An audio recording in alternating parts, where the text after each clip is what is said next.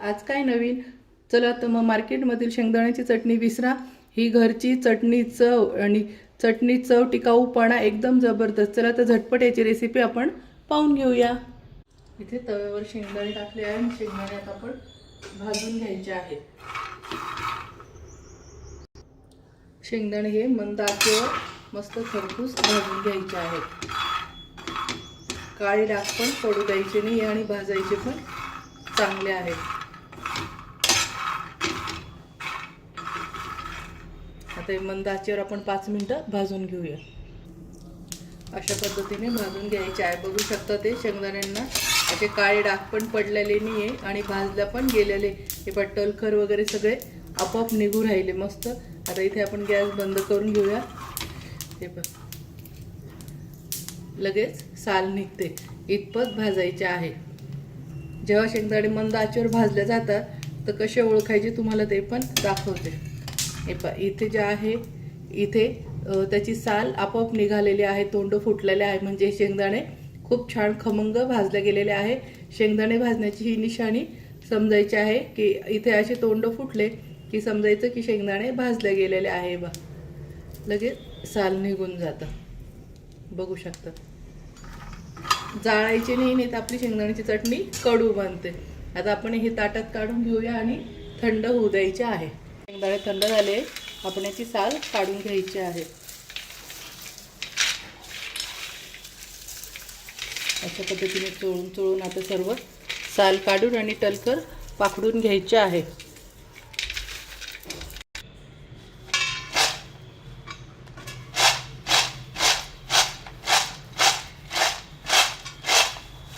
अशा पद्धतीने सगळी साल याची काढून घेऊया.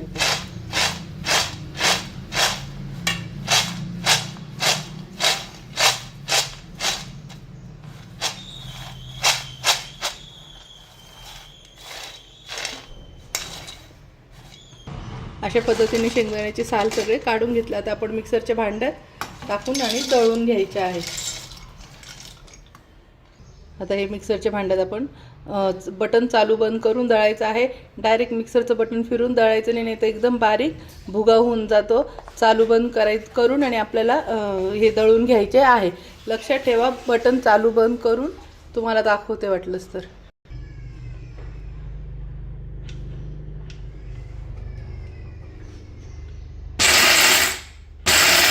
बघू शकता फक्त असं 1-1 सेकंदासाठी करायचं. बटन पण सोडायचं नाही, फक्त असं असं करायचं आहे.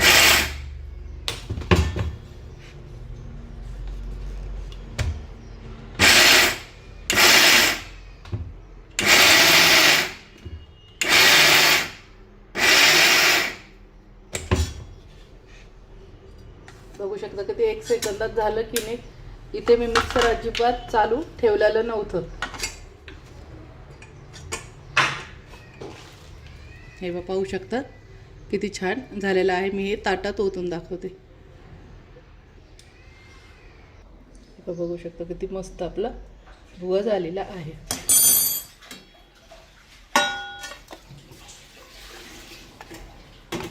अशा पद्धतीने सर्व कूट करून घ्यायचा. मला ताटामध्ये शेंगदाण्याचं कूट मोकळं करून दाखवलं आहे. बघा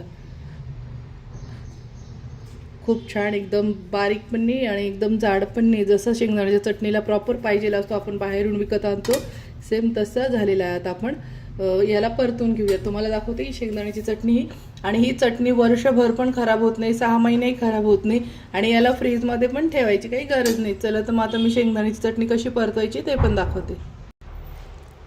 गॅसवर तवा ठेवला आहे, त्याच्यावर आपण तेल टाकून घ्यायचं आहे.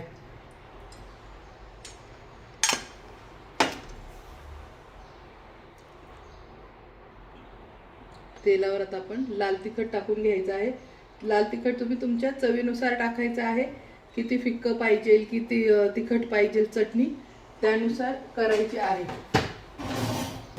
याच्यामध्ये मी आता दुसरं काहीच टाकत नाही, कारण की ही शेंगदाण्याची चटणी उपवासाला पण चालते आणि अशीच पोळी खायची तरी पण अशी पण आपण खाऊ शकता पोळी बरोबर पण.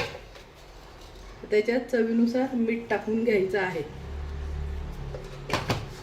जेवढं कूट आहे त्याच्या चवीनुसार मीठ टाकून घ्यायचं आहे.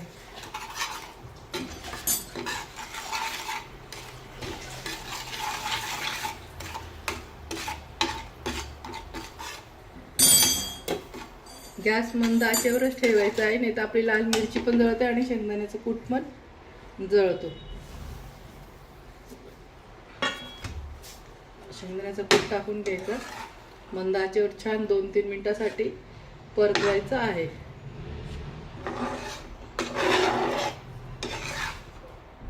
या चटणीला घाई करायची नाही, सावकाश करायची आहे. रिकाम्या वेळामध्ये ही चटणी बनवून ठेवायची, कारण की आपल्याला ही टिकाऊ बनवायची असते. त्याच्यामुळे ही घाई मोठ्या गॅसवर पटकन परतवून मोकळं व्हायचं.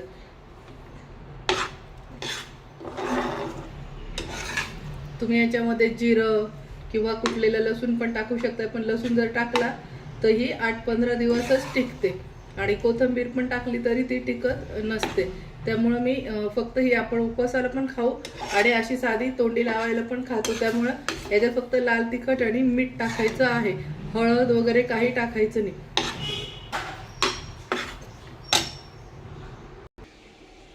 मस्त बघू शकता चटणीचा कलर किती छान येऊ राहिला. खूप घाई करायची नाही आहे, याला 5 ते 10 मिनटं छान परतवायचे, पण शेंगदाण्याचं कूट खाली चिटकू द्यायचं नाही, तर चटणी सगळी आपली फसते आणि चव बिघडून जाते. सतत हलवत राहायची आहे, खालीवर परतून घ्यायची आहे. या चटणीला मेहनत खूप राहते, हात सारखा हलवत राहावा लागतो, नाही तर आपण थोडा वेळ बी अशी ठेवली तर लगेच खाली लागते आणि कडू होते. ही चटणी वेगळीच चव लागते. त्याच्यामुळे मी ही चटणी म्हणू शकत नाही तुम्हाला. 5 मिनिटात होणारी चटणी, 5 मिनिटं नाही लागत, याला 20-25 मिनिटं तरी लागतात. शेंगदाणे भाजायला मंद आचेवर भाजावं लागतात. थंड झाल्यानंतर त्याची साल काढून दळल्यानंतर पण आपण जेव्हा तव्यावरती परतवतो ते सारखे हलवत त्याला पण 10-1 मिनिटं तरी लागून जातात. मला तर 10 मिनिटं पूर्ण होत आलेले आहे आता ही चटणी परतवता. याचं परतवण्याचं असं कारण आहे की जेवढी आपण खमंग भाजून करतो ही चटणी, तर चव पण खूप छान लागते आणि ही टिकते पण वर्षभर. आता मी ही 1 महिन्यासाठी बनवून ठेवलेली आहे, 1 महिन्याची. फक्त तुम्ही कसं भाजता त्याच्यावर चटणी टिकते. अशी जर खरोखर 10 मिनिटासाठी एकदम छान मंद आचेवर सारखी परतवत जर भाजली, ही चटणी चवीला एवढी अप्रतिम लागते. आणि सगळ्यात महत्त्वाची टीप, चटणी प्रॉपर झाली आणि छान भाजल्या जाते खरपूस, तर पूर्ण घरामध्ये छान शेंगदाण्याच्या चटणीचा खमंग वास येत असतो. खमंग वास आला की समजायचं आपली शेंगदाण्याची चटणी एकदम प्रॉपर झालेली आहे.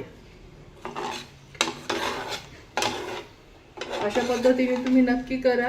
ही चटणी अशी कधीच फसणार नाही. फक्त शेंगदाणे दळताना काळजीपूर्वक भाजायचे आहे, दळायचे आहे आणि भाजायचे पण आहे, की शेंगदाण्याला काळा डाग पडू द्यायचा नाही, भाजल्या पण गेले पाहिजेत.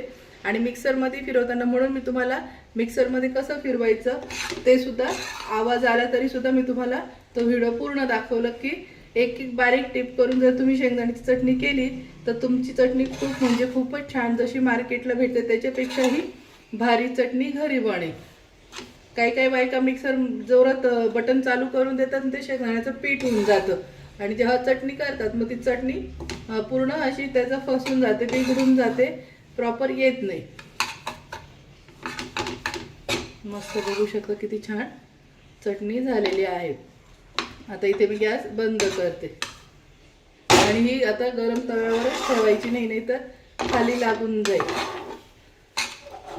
आता ही लगेच ताटामध्ये काढून घ्यायची आहे.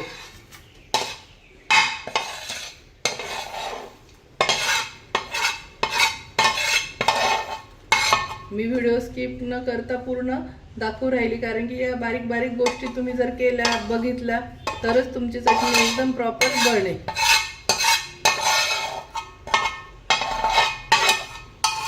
आता ताटामध्ये काढल्यानंतर पण 1-2 मिनिटासाठी त्याची पूर्ण वाफ अशी हलवत काढायची आहे, कारण की आपण जर अशी ताटामध्ये काढली बाजूला झालं तर ती गरम असते आणि गरम याच्यामध्ये शेंगदाणे भाजले अजून जात असतात आणि ती जास्त ओव्हर एकदम भाजल्या जाते. त्याच्यामुळं ताटात काढून आणि 1-2 मिनिटासाठी ताटात पण परतून घ्यायचे आहे. तुम्ही इथे फॅन पण लावला तरी चालेल, आणि फॅन न लावता हे गेलं पण 1-2 मिनिटं असं हलवत राहायची आहे, म्हणजे खूप छान मोकळी चटणी होते आणि त्याची वाफ पण निघून जाते. ही खूप महत्त्वाची टीप आहे. ताटात काढून ठेवली आणि तशीच बाजूला केली झाली चटणी म्हणून तसं करू नका. आता ही पूर्ण थंड होऊ देणार आहे. नंतर स्टीलच्या डब्यात भरणार आहे मी. तुम्ही काचेच्या बरणीत पण भरू शकता, ते काही हरकत नाही. फक्त प्लास्टिकच्या डब्यात भरायची नाही. एक तर काचेच्या बरणीत भरा किंवा स्टीलच्या डब्यात भरायची आहे.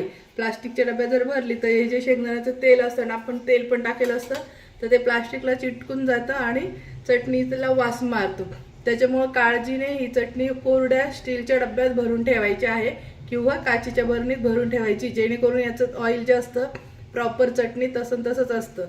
त्यामुळे आणि ही शेंगदाण्याची चटणी खाताना याच्यात वरतून तेल वगैरे काही लागत नाही.